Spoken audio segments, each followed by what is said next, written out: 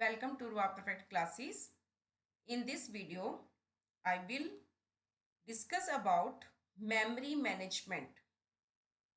How to operating system manage the memory and what techniques used for managing the memory.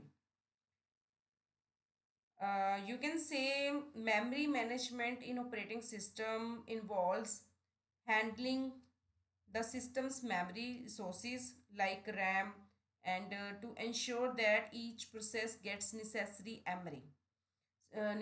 memory and needs to execute. It also aims to maximize the system performance, stability by tracking, by freeing memory.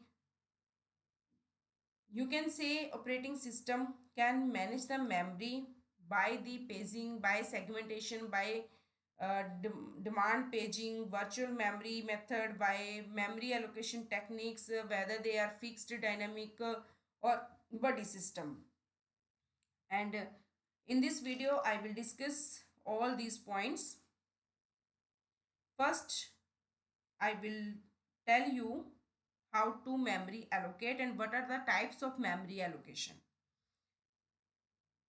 First type is memory allocation.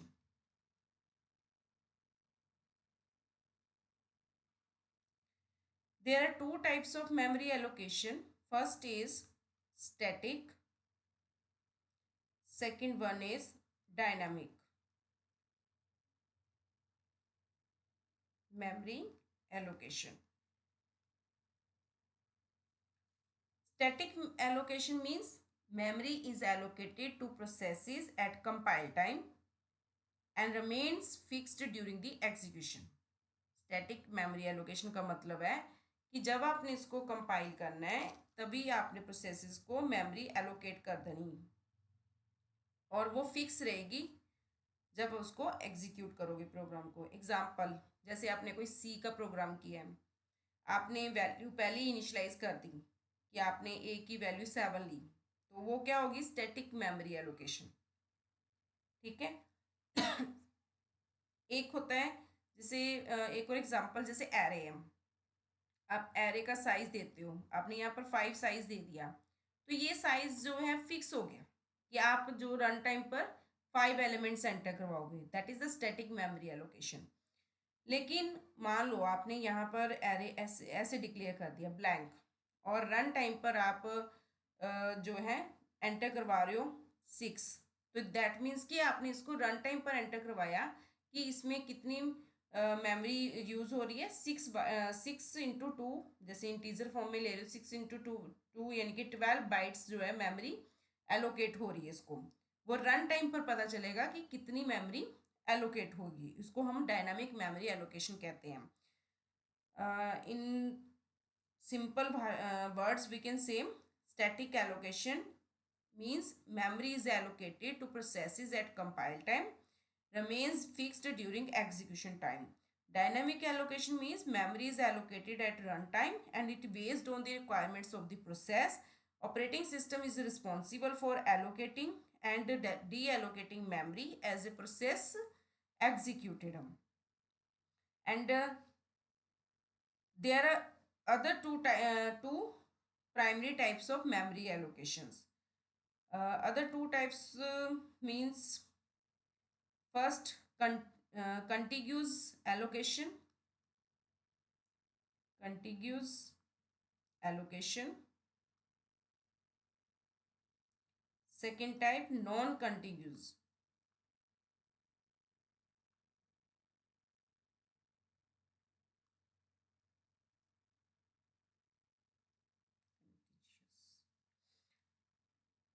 इसमें क्या होता है, जो processes है, जो कंटिजियस allocation है, इसमें क्या होता है, जो प्रोसेसेस है वो एलोकेट करते हैं एक single continuous block of memory को, और जो सिंपल है लेकिन इनएफिशिएंट होती है समटाइम.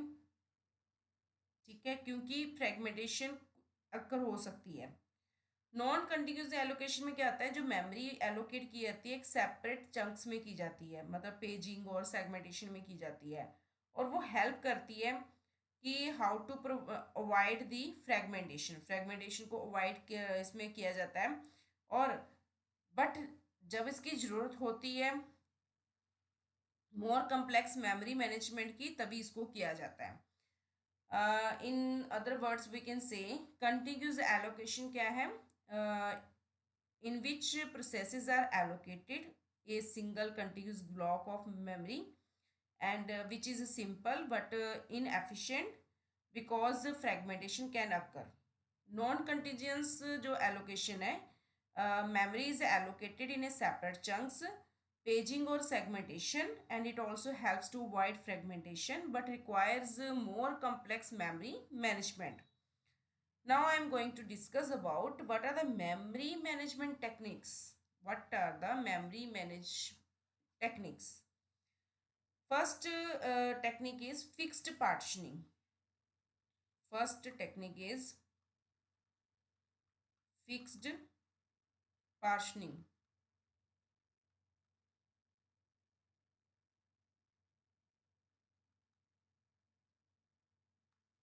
Second है dynamic partitioning.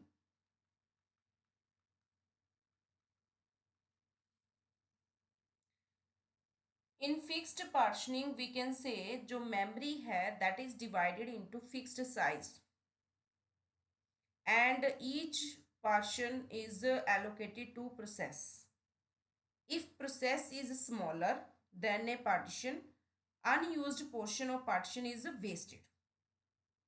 मतलब मेमोरी को फिक्स साइज में डिवाइड कर दिया जाता है। इसमें हर एक जो पोर्शन होगा, जो भी पार्ट डिवाइड की जिसमें उसको डिवीजन की होगी, हर एक पार्ट को एलोकेट किया जाता है प्रोसेस को। अगर प्रोसेस पार्शन से छोटा है, जो उसको पार्शन प्रोवाइड किया गया, जो पोर्शन प्रोवाइड किया गया, अगर उससे छोटा है प्रोसेस, तो अनयूज्ड जो पोर्शन है पार्शन का वो वेस्ट हो जाएगा। एंड इन डायनेमिक पार्शनिंग में क्या होता है, memory is divided into portions of varying sizes, changing size, and processes are allocated just enough memory for their needs. This reduces wastages and but leads to fragmentation. अब dynamic partitioning में क्या होता है, memory को changing size में divide किया जाता है और प्रोसेसेस वैसे वैसे एलोकेट किए जाते हैं जैसे जैसे उसकी रिक्वायरमेंट होती है मेमोरी की। और इससे वेस्टेज तो रिड्यूस होती है, लेकिन इससे फ्रेगमेंटेशन ज़्यादा हो जाती है। नेक्स्ट हमारे पास जो है टॉपिक वो क्या है, पेजिंग। यहाँ पर सिर्फ मैं मेन पॉइंट्स इसके बताऊंगी, बाकी डिटेल में इसकी वीडियोस डालूंगी। पेजिंग का मतलब क्या होता है, पेजिंग क्या है, it breaks the memory into fixed size blocks. जब मेमोरी को फिक्स्ड साइज ब्लॉक में डिवाइड किया जाता है, फिक्स्ड साइज ब्लॉक्स, उसको हम बोलते हैं पेजेस। क्या बोलते हैं, पेजेस बोलते हैं उसको। Paging breaks the memory into fixed size blocks and called pages. The process into blocks called page tables. और जो प्रोसेस होता है, प्रोसेस इनटू ब्लॉक्स, ब्लॉक्स में जो जो प्रोसेस होंगे उनको हम क्या बोलेंगे, page tables. This helps in eliminating external fragmentation, और ये हेल्प करते हैं एलिमिनेट करने में एक्सटर्नल फ्रेगमेंटेशंस को, क्योंकि जो पेजेस है they can be placed anywhere in the memory. Paging means it breaks the memory into fixed size blocks that is known as pages, and the process into blocks that is known as page tables, and it also helps in eliminating external fragmentation because pages can be placed anywhere in the memory. Now next, operating system keeps the track of pages by using page tables. Operating system कैसे रखता है track of pages, page table की help से। And which maps the virtual addresses, जिसमें वो क्या करता है, वर्चुअल एड्रेसेस को मैप करता है, which are used by processes to physical addresses. And physical addresses means actual locations in the RAM. Virtual addresses which are used by processes. Virtual addresses used by processes. And physical addresses क्या है वो, actual locations. Actual locations in RAM. When a process needs to access data, when a process needs to access the data, operating system use page table for finding where in physical memory data resides. मतलब जब भी process को data access करने की ज़रूरत है तो वो ऑपरेटिंग सिस्टम पेज टेबल को यूज़ करता है और फाइंड करता है फिजिकल मेमोरी में वो डेटा कहाँ पर है. Now next you can say what is the paging. Paging means ये क्या कर, पेजिंग में क्या होता है, मेमोरी को फिक्स साइज में डिवाइड किया जाता है, फिक्स साइज ब्लॉक्स में डिवाइड किया जाता है, उनको पेजेस कहते हैं. जो प्रोसेसेस ब्लॉक्स में होते हैं उनको पेज टेबल्स कहते हैं. वर्चुअल एड्रेसेस को प्रोसेस यूज़ करते हैं. फिजिकल एड्रेसेस एक्चुअल लोकेशंस होती हैं रैम के अंदर. और ऑपरेटिंग सिस्टम का काम होता है कि पेजेस को ट्रैक करना. वो जो ट्रैक करता है वो पेज टेबल के थ्रू करता है और वो मैप करता है वर्चुअल एड्रेसेस को जो प्रोसेसेस के द्वारा यूज़ किए जाते हैं फिजिकल एड्रेसेस के साथ. जो एक्चुअल लोकेशंस होती है मेमोरी रैम के अंदर, जब एक प्रोसेस को ज़रूरत होती है डेटा एक्सेस करने की तो ऑपरेटिंग सिस्टम पेज टेबल को यूज़ करता है और अब फिजिकल मेमोरी में फाइंड करता है कि डेटा कहाँ पर है. नाउ नेक्स्ट पॉइंट जो पेजिंग के साथ आता है वो क्या है, page fault.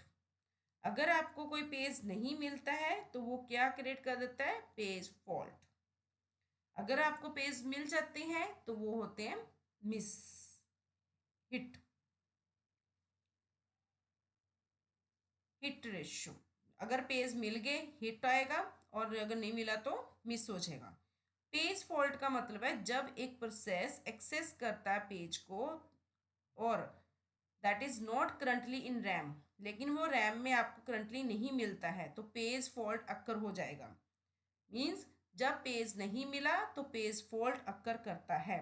Operating system page को फैच करता है सेकेंडरी स्टोरेज से, जैसे कि फॉर एग्जांपल हार्ड डिस्क वगैरह. सिंपल भाषा में हम ये कह सकते हैं, सिंपल लैंग्वेज में हम ये कह सकते हैं, we can say in simple language that is when a process accesses a page that is not currently in RAM, a page fault can occur and operating system must fetch the page from secondary storage, for example hard disk. Now next topic, that is segmentation.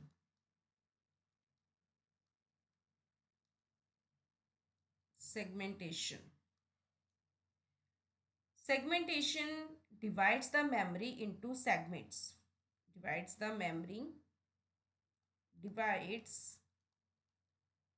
memory into segments which based on the logical units like functions, array, data structure, and each segment is a different size. Operating system keeps the track of them in a segment table.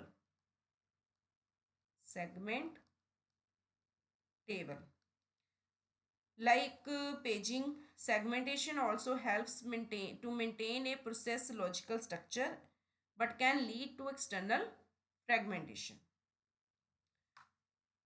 In simple language we can say segmentation memory को segments में divide करता है जो logical units के ऊपर based है, जिसमें function, array, data structures use किए जाते हैं और हर एक सेगमेंट का अपना एक डिफरेंट साइज होता है।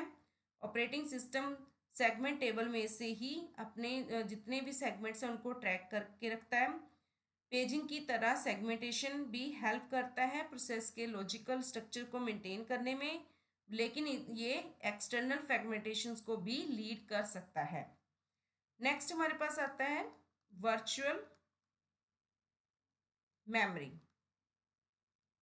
वर्चुअल मेमोरी, जो वर्चुअल मेमोरी है, वर्चुअल मेमोरी क्या करती है, कभी इसको यूज किया जाता है when we need to extend physical memory by using disk space, allowing a system to run larger programs or multiple processes than available RAM. Virtual memory also gives the illusion that each process has access to large contiguous block of memory. Virtual memory is implemented by using paging segmentation, and when a process exceeds physical memory, then operating system swaps interchange data to and from secondary storage like hard disk to maintain the illusion of a large and contiguous memory. In simple language we can say, जो virtual memory है कब use होती है, virtual memory जब physical memory को extend करना है by using disc space, तो वर्चुअल मेमोरी को यूज किया जाता है। इसमें वो क्या करता है, सिस्टम को एलो कर देता है कि लार्जर प्रोग्राम्स इससे रन हो जाएंगे, क्योंकि फिजिकल मेमोरी ब्लैंक हो जाएगी, वहाँ से डेटा किस में ट्रांसफर हो जाएगा, वर्चुअल मेमोरी में। तो मल्टीपल जो प्रोसेसेस हैं, देन अवेलेबल रैम, जो वर्चुअल मेमोरी है वो एक एल्यूशंस प्रोवाइड कर देती है जिसमें हर एक प्रोसेस क्या करता है, एक्सेस करता है लार्ज पोर्शंस को और कंटिन्यूस ब्लॉक ऑफ मेमोरी को। वर्चुअल मेमोरी इंप्लीमेंट होती है बाय पेजिंग और सेगमेंटेशन के थ्रू। जब एक प्रोसेस एक्सीड करता है फिजिकल मेमोरी से, तो ऑपरेटिंग सिस्टम डेटा को स्वैप करता है एक प्लेस से दूसरे प्लेस पर, लाइक हार्ड डिस्क, और ये मेंटेन करता है इल्यूशन ऑफ लार्ज और कंटिन्यूस मेमोरी को। नेक्स्ट पॉइंट है memory allocation, sorry memory protection. Memory protection, अब मेमोरी प्रोटेक्शन में क्या रोल प्ले है कर रहा है operating system uses memory protection to ensure that processes cannot access memory area that do not belong to them, and this also helps to prevent the errors and security breaches. Each process is given in a specific range of memory addresses which can access any efforts, any attempt by process to access memory outside the designated area results in a segmentation fault or access violation. अब इसमें क्या बता रहा है memory protection में, कि जो operating system है वो मेमोरी प्रोटेक्शन यूज़ करता है, किस लिए यूज़ करता है, ताकि वो प्रोसेसेस को इंश्योर कर सकें कि उनको कोई भी उनकी जो मेमोरी एरिया है उसको एक्सेस नहीं कर सकता, एंड जो बिलोंग नहीं करते उनके साथ वो उनको एक्सेस नहीं कर सकते। एंड ये हेल्प करता है एरर्स को प्रिवेंट करने में, सिक्योरिटी को ब्रीच होने से। हर एक प्रोसेस जो है उसको एक स्पेसिफिक रेंज में दिया जाता है, मतलब एक specific range of memory address provide की जाती है जिसके थ्रू उसको एक्सेस किया जा सकता है। कोई भी जो अटैम्प्ट है प्रोसेस के थ्रू मेमोरी को एक्सेस करने का, आउटसाइड जो इसके डेजिग्नेटेड एरिया है उससे बाहर नहीं होता है, तो अगर बाहर जाए तो उसको सेगमेंटेशन फॉल्ट कहते हैं या एक्सेस वायलेशन भी बोलते हैं।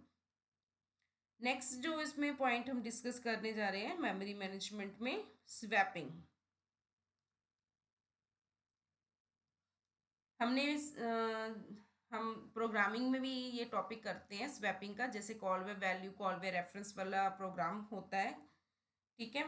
अब इसमें क्या बताया, क्या कहता है स्वैपिंग में, swapping refers to the process of moving processes between RAM and secondary storage and for free up the memory. If there is not enough RAM for a process, then operating system may swap a process out of the memory to disk and swap another process into memory.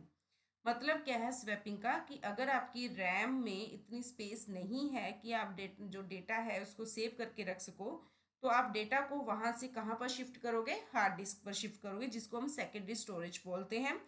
तो इस process को ही हम क्या कहते हैं, swapping. जब RAM से secondary storage में जा रहे हो, स्वैप आउट हो गया। जब आप सेकेंडरी स्टोरेज से डेटा को वापस रैम में लेके आते हो, उसको स्वैप इन बोलते हैं। तो ये एक तरह से स्वैपिंग है। नेक्स्ट उसके बाद है garbage collection. Garbage collection, some operating system and programming environment implement garbage collection for automatically reclaim the memory which is not longer being used by processes, and that is the particularly important in the languages like the Java or Python, where we memory management is handled by runtime environment. In simple words we can say that जो operating system है वो programming, कुछ operating system, कुछ programming environments ऐसे होते हैं जिनमें garbage collections को इम्प्लीमेंट किया जाता है ऑटोमेटिकली रिक्लेम करने के लिए मेमोरी को, ताकि लॉन्गर पीरियड तक जो है प्रोसेस उसको प्रोसेसेस के द्वारा यूज़ ना किया जाए। और particularly it's very important in languages जैसे जावा और पाइथन है, वहाँ पर इसकी बहुत ज़्यादा इंपॉर्टेंस है मेमोरी मैनेजमेंट की, जिसको रन टाइम इन्वायरमेंट के द्वारा हैंडल किया जाता है। नेक्स्ट पॉइंट आता है फ्रेगमेंटेशन के बारे में।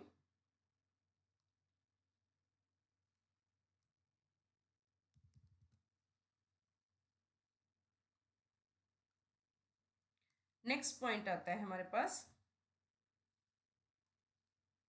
Fragmentation.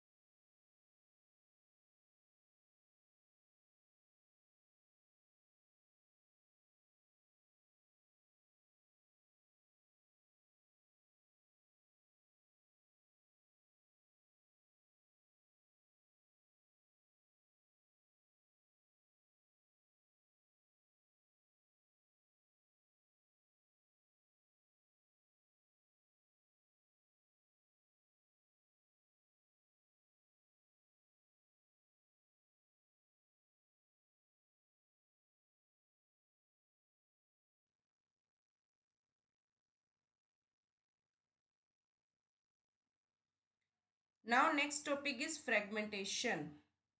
Fragmentation also there are two types. First is internal fragmentation. Second type is external.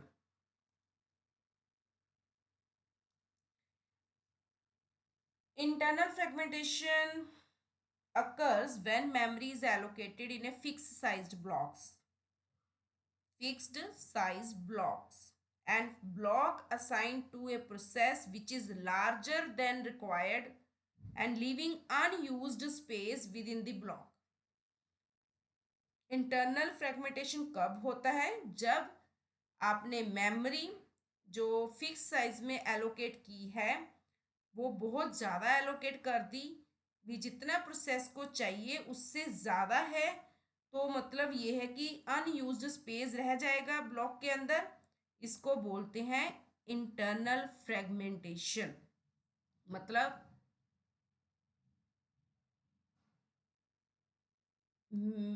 Process is smaller, block size is larger. That is internal fragmentation. Unused space रहेगी इसमें। और external जो fragmentation है, it will occur when free memory is divided into small blocks scattered throughout the system, and it also happens in the system when use contiguous memory allocation, and which can be resolved using techniques like compaction. External fragmentation कब use होता है? जब आपके पास free memory है जिसको आपने छोटे छोटे ब्लॉक्स में डिवाइड किया है, जो पूरे सिस्टम में थ्रू आउट स्कैटर्ड है। और ये सिस्टम में हैपन कब होता है? जब हमें कंटिन्यूस मेमोरी एलोकेशन की ज़रूरत होती है, और जो हमारे जिसको हम सॉल्व कर सकते हैं कंपैक्शन टेक्निक्स को यूज़ करके, that is external fragmentation. And next topic is memory management units. Memory management units. MMUs.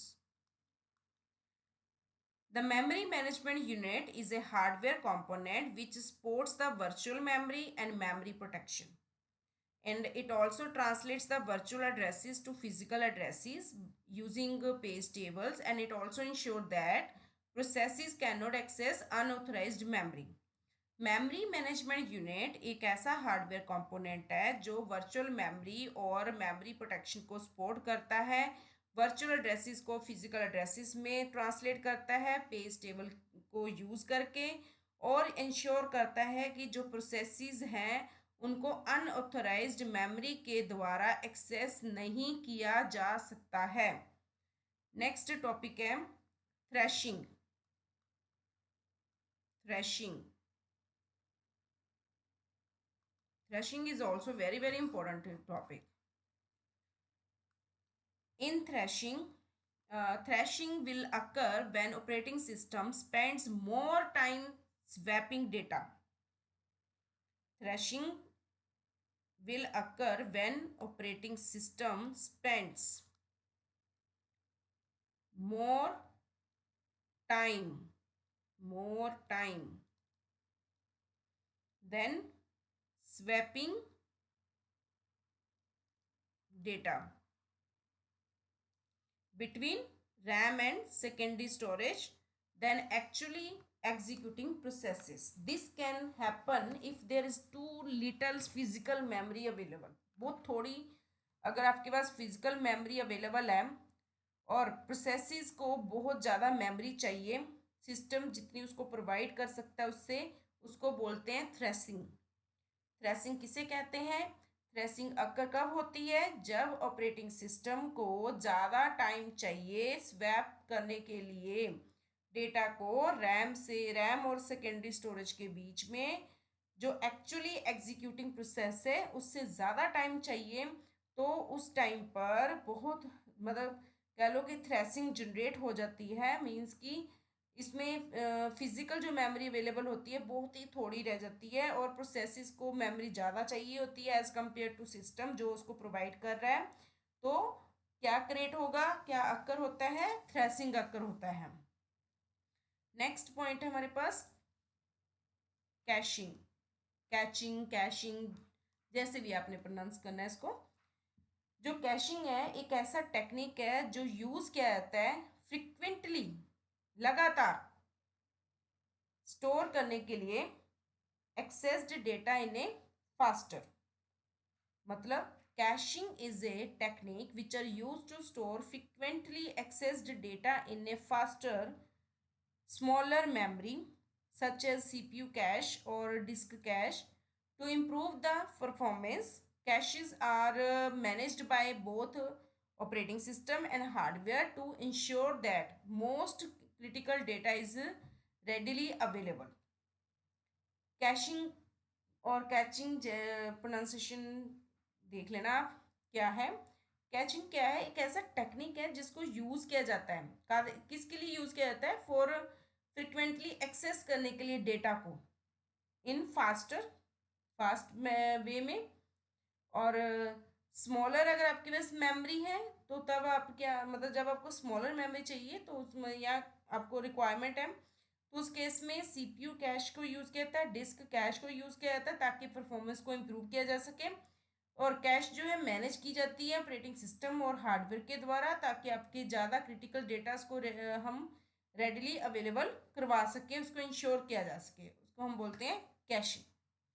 In short, at the end we can say that Memory management in operating system ensure that processes gets the memory they need to run efficiently when while preventing conflicts and maximizing performance. And paging, segmentation, virtual memory, memory protection techniques are used to allow the operating system to handle multiple processes, avoid for fragmentation, and it also provided illusions of a large continuous memory space, and even if the physical memory is limited. Thank you. If you like this video, please like and share my channel with your friends so that they can take benefit from these videos.